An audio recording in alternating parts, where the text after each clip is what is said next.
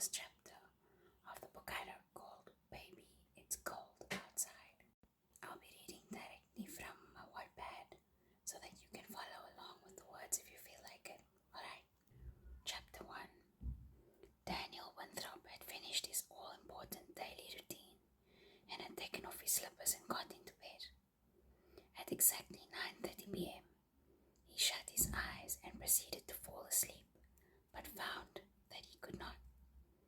The wind was howling loudly, and even though his house was sealed tight and he was under 4 or 5 blankets, a chill had crept into his bones.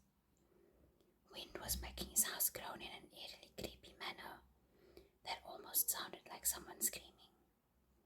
Daniel frowned in the darkness of his bedroom and closed his eyes again, trying to ignore the sounds. He pulled his blankets closer around his body in an effort to remove the chill. But the screaming sound continued as the wind beat across his house.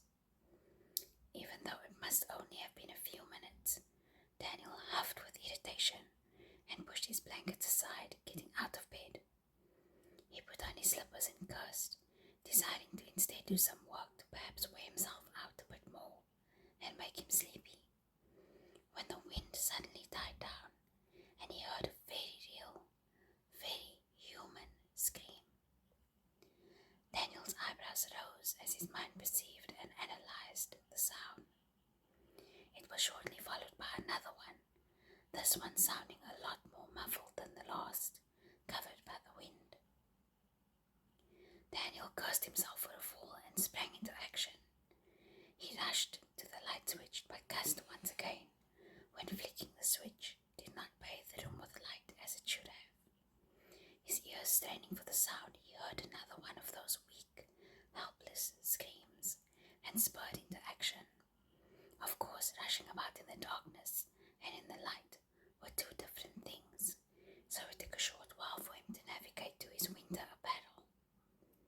Anxious about whether the person was still alive, Daniel's heart beat a rapid tattoo within his chest the entire duration of the process. It also angered him a bit when he'd bumped his shins on every table or chair he'd strategically placed for easy access during the day. By the time he got out of his cabin and into the frigid wind, he realized he hadn't heard any more screaming for at least a few minutes. Grim, Daniel opened his mouth to call out, hoping for a response, but paused and rushed off onto the snow when he spotted a bright yellow bundle only a few meters to his left. He tried to lift the bundle out of the snow and into his arms, but the person, a woman he noticed, almost seemed frozen stiff. His heart wrenched in fear as his attempts to pick her up in the conventional way failed, and she dropped to the snow hard, without stirring. Anxious, Daniel half carried, half dragged her out of the storm and into his warm cabin, slamming the door behind him with his foot. This was no easy task given the snowstorm raging outside. She still did not move as he lowered her a little less than gently to the floor. Come on, he breathed out worriedly and lowered his ear to her nose, searching for evidence of breath. Don't die on me. He could not hear or feel the faintest breeze against his face. Growing desperate, Daniel decided to try warming her up. Looking at her blue lips and frost-covered eyebrows and eyelashes, he regretfully realized that he should have attempted that sooner. Cursing himself once again, he quickly began removing her obstructing clothing. Feeling frustrated for every second he wasted as he struggled, Daniel pulled his gloves off with his teeth and tried rubbing her face a little with his hands, giving her a little warmth to hopefully keep her alive while he removed the rest of her clothing. Her skin began to turn pink from the friction, which he thought was a good thing because he supposed a dead person's blood wouldn't have risen to their face. Encouraged by this, Daniel hurriedly moved back to removing her clothing, which was beginning to thaw and stick to her frozen body and his frozen hands. Once he had removed her coat and exterior layers, he began to rub her body with his hands, trying to restore some feeling and life to them. He also tried desperately to ignore the soft, luscious, feminine body beneath his hands. Now was not the time to acknowledge that kind of thing. In between strokes, he brought his hands up to his face and blew on them to retain some heat and restore feeling to them. Once he did, he placed his hands back onto her clothed body and continued, hoping that she would perhaps awaken or give something away that would indicate his efforts weren't in vain. Realization set in suddenly. She was suffering from frostbite, but the best and quickest treatment for frostbite was body heat. Daniel whispered in dismay and paused. He did not like people. In fact, he hated them. It was why he never left his house and kept a rigid schedule, so they couldn't bother him. He was also not a huge fan of women. They were a deceitful and cunning bunch, one of whom, at one stage, he'd given his heart to, but vowed never again. And here he was, in his house, and he was about to do something he'd never done with anyone before. A stranger, with an attractive stranger. With her. As he glanced at her, his lips thinned with a familiar fear and irritation. For Pete's sake, she could be anyone. She could be a serial killer, and he would be locked up, alone in this house with her when she woke up. If she woke up, he looked down dismally at her and thought. Unfortunately, this was still another human being, and if she was alive, it would be his duty to try and save her. Daniel's breath left him on an involuntary whoosh, and he began to disrobe. Saving her came first, questions later. As soon as he removed his accoutrements and exposed his skin to the air, he began to shiver. The cabin was warm inside, but the air was still much colder, without any clothes on. Determined not to be distracted by her, Daniel quickly removed her clothing until she was naked in the darkness, which he was grateful for. In the darkness, he couldn't see anything, which was good. This meant he couldn't be distracted from his task, but he could feel the soft, cold flesh beneath his fingers. Daniel quickly carried her over to the carpet before the fireplace, ignoring the feeling of her frigid skin against these. He left a few logs in there from last use, which were not totally dead yet and would keep her warm, while he fetched some blankets and pillows. But he relit the fire because its current warmth wouldn't last for much longer. He did not look down at her as the golden flames caressed her skin and filled the room with a soft, eerily romantic light. He'd need to save her, and quickly, before he could get back to ignoring the sensations she was causing in his body and mind. Daniel quickly made his way through his home to his bedroom, spurred on by the cold air his naked body was experiencing. Once inside of his bedroom, Daniel went for the light switch, muttering with frustration when the room did not fill with light again. Thankfully, his eyes had adjusted to the darkness, and he managed to make his way to his bed, pulling everything off of it and bundling it together without further injury to either of his shins. Once his bundle was securely held together in his arms, Daniel rushed back to his living room to make a makeshift bed before the fireplace. He tried to ignore the allure of naked female curves as he finished his task on his knees, but failed miserably and convinced himself that he was only looking to see if color was returning to her skin. Even so, he was slow and appreciative in his perusal. Her hair, eyebrows, and eyelashes had thawed out, exposing them to be a beautiful reddish auburn. Her skin, he noticed, didn't appear to be as pale as before, and had muted into a delicate tan. Her full lips had become less blue in shade as well. An unwanted blush creeping up over his face, Daniel's eyes lowered as they reached her neck, and then her collarbone and lower to her full breasts, which he studied for a second longer than he should have.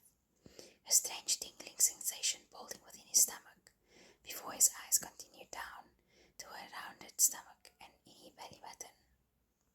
He bit his lip and closed his eyes, unwilling to continue further and tarnish the memory of his parents who had raised him better. This was what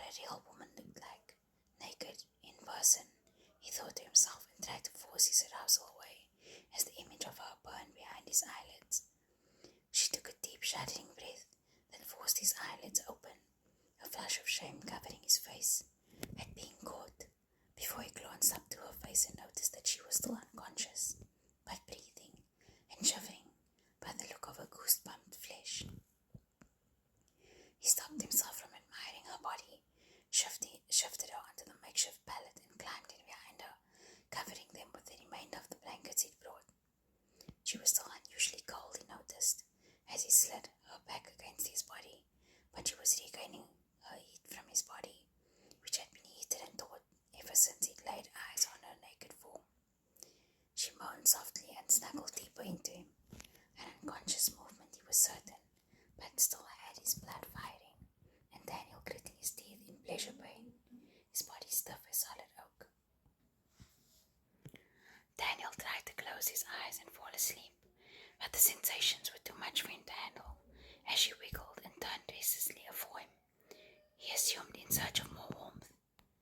After what seemed like hours of torment, which he had convinced himself that he'd only endured because her body was still cold, when she finally turned to face him, her head only reaching up to under his chin, and the action pressed firmly against his chest, Daniel had had enough. He jumped up away from her, panting. Once he had his raging hormones in check, he carefully approached and carried her to his bedroom, where he placed her on his bed, arranging the linen so she would sleep comfortably, and marched off, clothes in hand, deciding to take a shower. A cold shower. He looked down and grimaced, thinking that a very cold shower would be the only thing that could help him. In the end, he didn't have to decide, because as he turned on the shower, he was alarmed to be pelted with ice-cold water.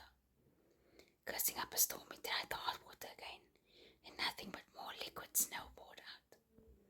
Daniel's shoulders slumped in misery when he realized that the reason he was standing in the darkness in his bathroom was not because the light was slow to go on as usual, but because his power was out, totally and completely out. He'd been saving for a good generator for times like these, which happened very rarely in these parts, that would keep him going with his usual routine for a couple of days, until they fixed the power lines. He'd set his mind on the generator he wanted, and had been just about to order it when he'd noticed a newer, slightly more expensive and better model. He'd in fact ordered it that very day, and had received confirmation that it would arrive in 7 to 10 working days. But in the meantime, he was stuck in the dark with frigid water and an unidentified woman who could be a serial killer. He actually brightened at the thought. It would make a really good plot line for his next book. Only while he was experiencing it, it didn't seem entirely funny at all. Shaking his head to clear it of the thought, Daniel moved to the basin to wash and turn off his shower. Washing his lean, muscled body in cold water was one thing. Showering in it was another. He set to the task and dressed quickly in one of his spare sets of flannel pajamas. The other one would probably be soaked in icy cold water by now, as he had discarded the clothing, not thinking about the consequences of such an action in his wooden floored cabin. Damn it, he swore with self-disgust, and immediately made his way to the lounge, where he spotted the sodden bundle on the maroon paisley mat on front of the deadened fireplace. With the air so cold, it would be damn near impossible to dry the giant mat or the clothing. He'd just have to drag the wash and wring the clothing, then hang them out, in the hopes that they would somehow eventually dry in the cold atmosphere. He supposed that it would be easier to light the fire and use that or dry them, but without electricity, fire was all he'd have in his home. If he ran out of logs or paraffin, or even candles, there'd be a major inconvenience, because he now had a guest to consider. Upon realizing that power was out, Daniel was forced to acknowledge the heating system would be off, along with the stove and other appliances, which meant no coffee and no food. Daniel growled frustratingly. He supposed he could use the fire to cook for a few days, but he just felt like being sulky at that moment. Any changes to his rigid schedule always made him grumpy. That, coupled with his lack of sleep and the woman in his bed, made him a little more on edge than usual.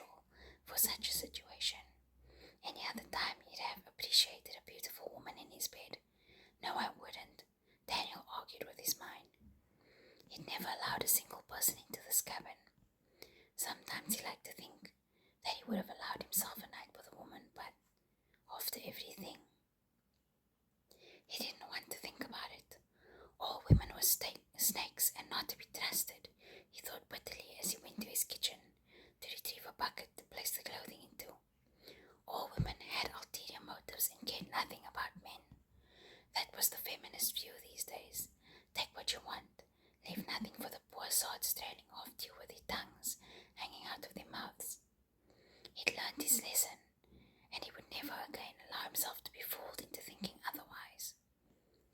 Daniel was actually grateful for the anger that welled up within him. It diverted his attention from the tiring task he was about to undertake as he carefully lifted the dripping clothes into the bucket and hauled them into the bathroom. By the time the task was done and he had settled on his midnight blue velvet couch to sleep, he was almost totally relieved that she would probably be gone by morning. His anger waning and exhaustion setting in, he could barely keep his eyes open and sighed with great relief as he closed them. At this stage, he was far too tired to pay attention to the wind speeding up and pelting his cabin with snow and ice, nor did he hear or feel the giant boom that hit and shook his house. Okay, so that's it from me. That's the story that I wrote called Baby It's Cold Outside. The full book is available on Wattpad if you're interested.